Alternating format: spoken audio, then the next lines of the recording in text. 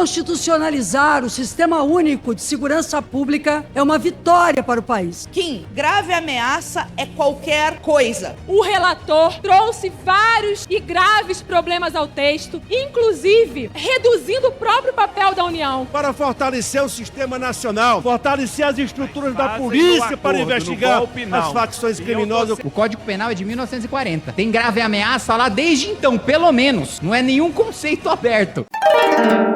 Pessoal, a gente está promovendo uma grande campanha de arrecadação para ajudar os nossos amigos mineiros, ali especialmente Juiz de Fora e Iubá, né? Vocês devem acompanhar toda a tragédia que está acontecendo, né? Pessoas desaparecendo, pessoas morrendo, perdendo as suas casas.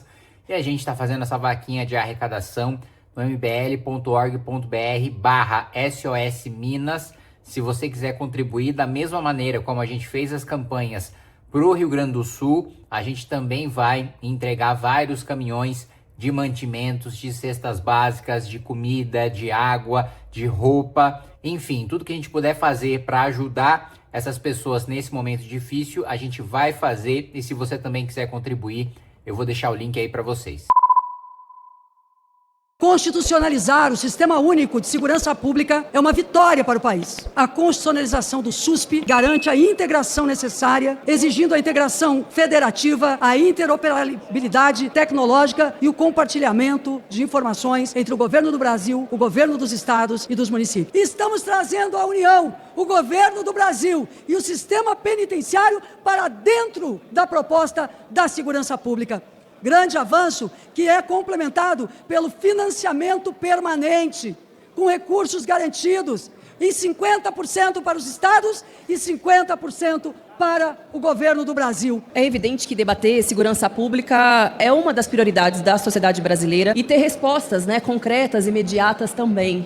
E talvez, acredito que tenha sido esse, o objetivo. Foi esse o objetivo quando o governo Lula enviou um projeto, uma PEC da segurança pública, assim como quando enviou o projeto antifacção. Mas é impressionante como o Congresso Nacional, trabalhando sempre com o objetivo de sabotar o governo, mas também sabotar o povo brasileiro, consegue distorcer intenções que são boas e importantes e que poderiam nos fazer avançar no combate àquilo que é algo fundamental, que é o combate ao crime organizado na sociedade brasileira. Eu acho muito preocupante que nós estamos alterando nessa PEC, nesse relatório, o artigo 5º da Constituição brasileira, que é cláusula pétrea. Isso é um precedente sem volta.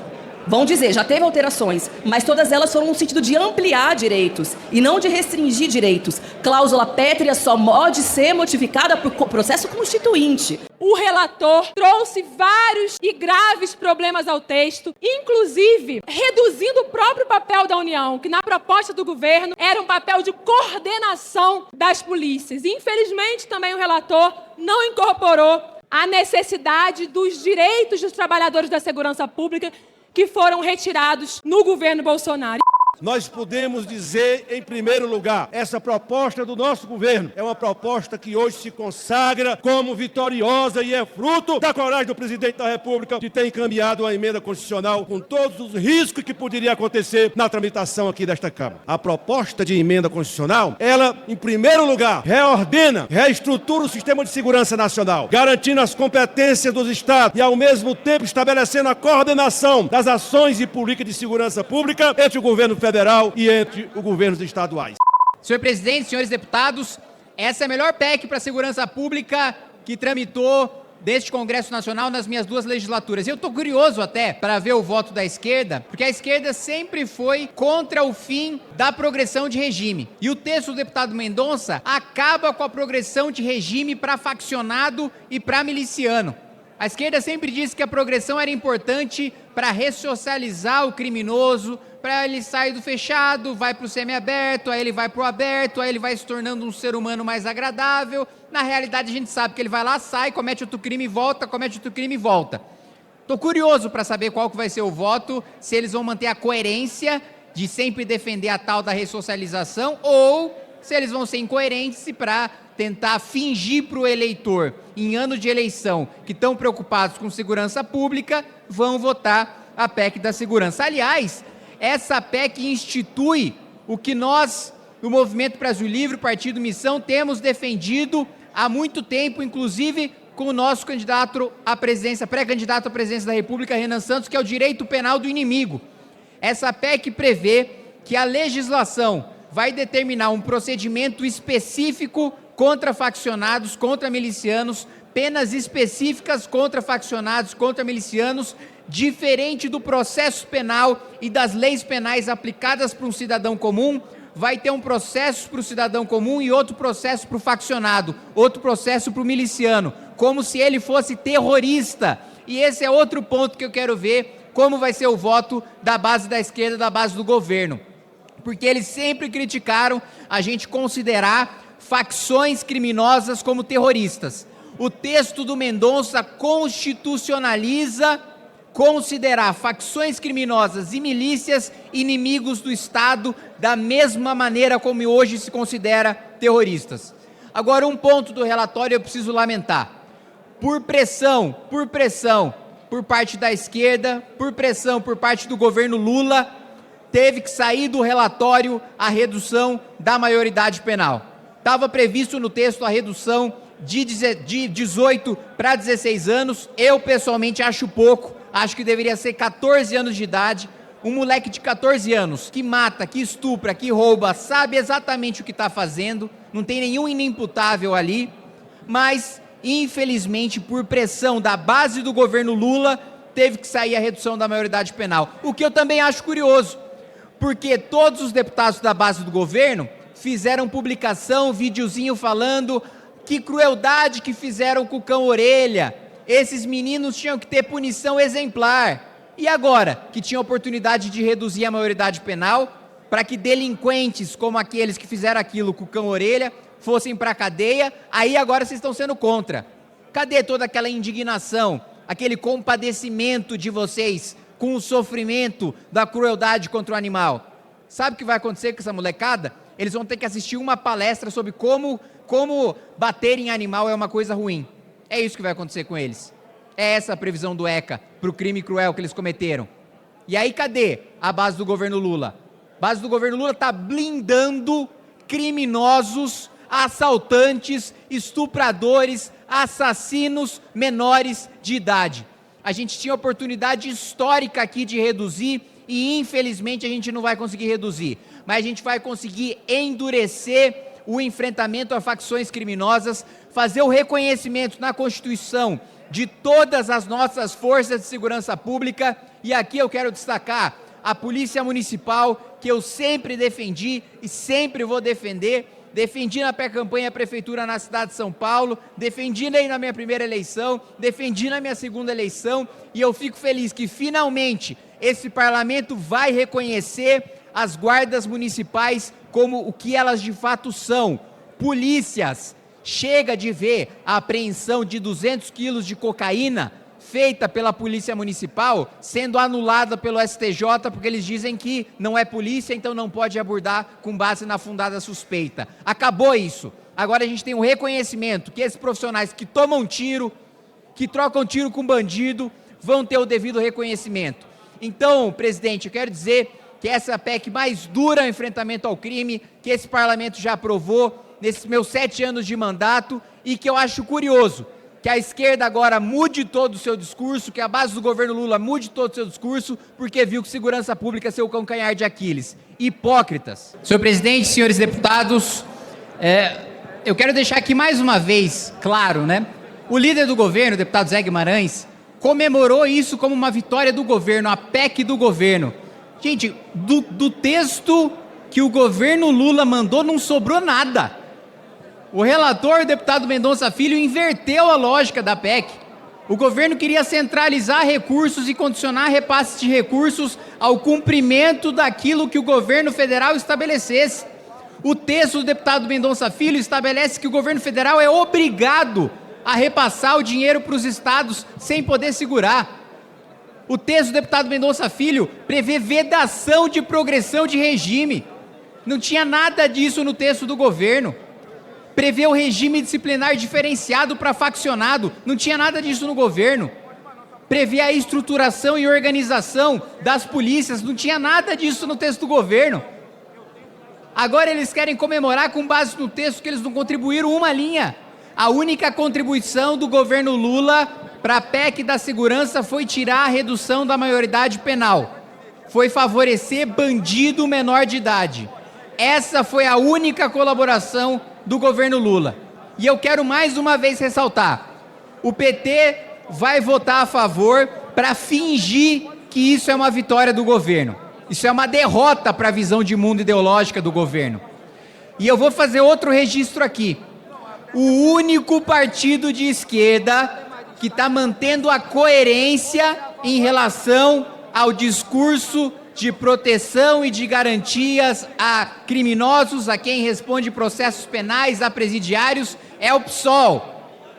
O PSOL está votando contra e mantendo a sua coerência de sempre ser abolicionista, ser contra o endurecimento das leis penais. O PT não. O PT sempre foi a favor de afrouxamento de pena, sempre foi a favor de facilitação de vida de criminoso e agora, em ano de eleição, está fingindo que é a favor de combater o crime, está fingindo que é a favor. Gente, o eleitor conhece vocês. O eleitor sabe que isso não é bandeira do PT. O eleitor sabe que segurança pública nunca foi prioridade do PT. O eleitor sabe que nos estados governados pelo PT, os homicídios são maiores, os assaltos são maiores, os furtos são maiores. Não é minha opinião, é estatística. Então não venham tentar enganar, em ano de eleição, o eleitor. E eu quero fazer mais um elogio para o relator. Ele coloca no artigo 5º, nos direitos e garantias fundamentais, o direito da vítima. Hoje o artigo 5º só tem o direito dos criminosos. Pela primeira vez na história do Brasil vai ter o direito da vítima de ser reparada e de ver o bandido punido. Primeiro, eu quero refutar o debate raso do orador que me antecedeu, não o deputado Paulão, num minuto, mas que falou favorável ao requerimento. Kim, grave ameaça é qualquer coisa. E quando a gente fala em texto constitucional, não se pode avançar sobre as cláusulas pétreas previstas no artigo 5º. Aqui, para uma transição de regime para uma lógica mais a El Salvador, como falou a deputada Sami, como uma lógica Bukele, inclusive de perseguição de lideranças sociais, com a tal da grave ameaça, está aberta a porta. Isto é gravíssimo. Acabar com progressão para crimes contra a vida, para feminicídio, para crimes contra a criança é uma coisa. Necessário, inclusive, discutir a questão do cumprimento das leis e também de políticas que sejam qualificadoras de pena. Mas não é o caso aqui. Aqui se coloca um texto genérico que permite, sim, uma lógica alheia ao previsto na Constituição. Senhora presidente, olha, academicamente eu sou contra requerimento de quebra de interstício, mas como todas as vezes na história foram PECs que eu votei contra e usaram requerimento de quebra de interstício contra mim, agora que é uma PEC que eu sou a favor, eu vou usar o requerimento de quebra de interstício ao meu favor. Senhora presidente, eu quero ressaltar mais uma vez o trabalho brilhante do deputado Mendonça Filho. Eu escutei aqui críticas por parte de deputados do PSOL dizendo o seguinte: não dá pra gente colocar um conceito tão aberto quanto grave ameaça na Constituição, tão incerto. Gente, o Código Penal é de 1940. Tem grave ameaça lá desde então, pelo menos. Não é nenhum conceito aberto. Já existe 80 anos grave ameaça. E é um conceito muito simples. Se eu falar pro deputado, vota essa PEC, senão eu te mato.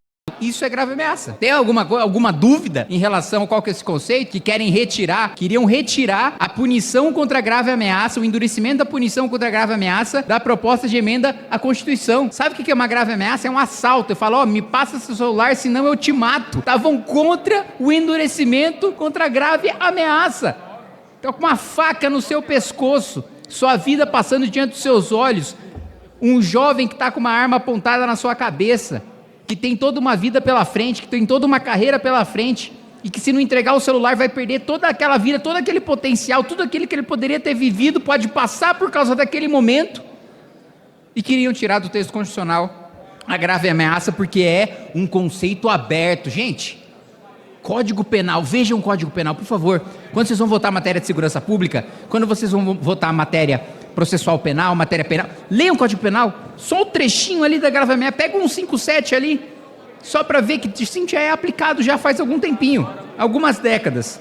Outro ponto, foi criticado aqui, olha, e aqui foi o deputado Tarcísio, ele disse, querem aprovar no artigo 5º o direito da vítima para depois a gente não poder recorrer para o Supremo. Falei, é exatamente isso. É exatamente isso, deputado Tarcísio. Querem prever, porque o artigo 5º disso, deputado Tarcísio, sempre previu ampliação de direitos, e dessa vez tem restrição de direitos. Eu digo sim, restrição do direito dos criminosos, deputado Tarcísio. E sim, nós queremos impedi-los de ir ao Supremo Tribunal Federal quando a gente endurecer as leis penais. Não precisa argumentar mais a favor da PEC, não. Eu já sou a favor. Esse poder é poder. Não, querem dar poder para o Congresso Nacional sustar resoluções do CNJ. Sim, nós queremos. Não precisa mais me dar argumentos para votar a favor. Eu já votei a favor, vou votar a favor de novo. Então, por isso, senhor presidente, eu defendo politicamente, não academicamente, a quebra de interstícios. Obrigado.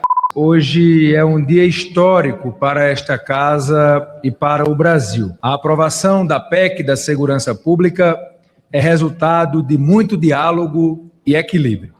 Construímos pontes, consensos e, principalmente, convergimos na vontade de ver um país mais seguro para todos os brasileiros. A pauta da segurança pública é uma pauta de Estado, não é de esquerda nem de direita, é uma urgência nacional.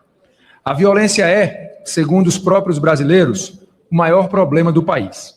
E hoje, esta casa entrega uma resposta firme à criminalidade crescente. A presidência da Câmara dos Deputados está pronta para continuar dando as respostas que os brasileiros e brasileiras esperam. Sempre com responsabilidade, diálogo e o dever de construir um país mais seguro, onde o cidadão de bem possa viver sem medo. 5461, não 14, está aprovada em segundo turno a proposta de emenda à Constituição número 18 de 2025. Em votação a redação final. Aqueles que forem pela aprovação permaneçam como se acham. Aprovada, a matéria vai ao Senado Federal. Presidente, eu só quero renovar a minha gratidão pela confiança de Vossa Excelência no meu trabalho, o trabalho da comissão especial presidida pelo deputado Aloysio Mendes, meus colegas, meus pares, deputados e deputadas que atuaram para elaborar essa proposta de emenda à Constituição que mereceu uma votação extraordinária. Numa PEC de um espectro tão polêmico e num tema tão delicado, conseguir um tamanho, uma expressão do ponto de vista de votação como nós alcançamos é algo realmente difícil. Isso só foi possível pelo diálogo, pela capacidade de articulação, e Vossa Excelência atuou de forma efetiva para que a gente pudesse alcançar esse objetivo.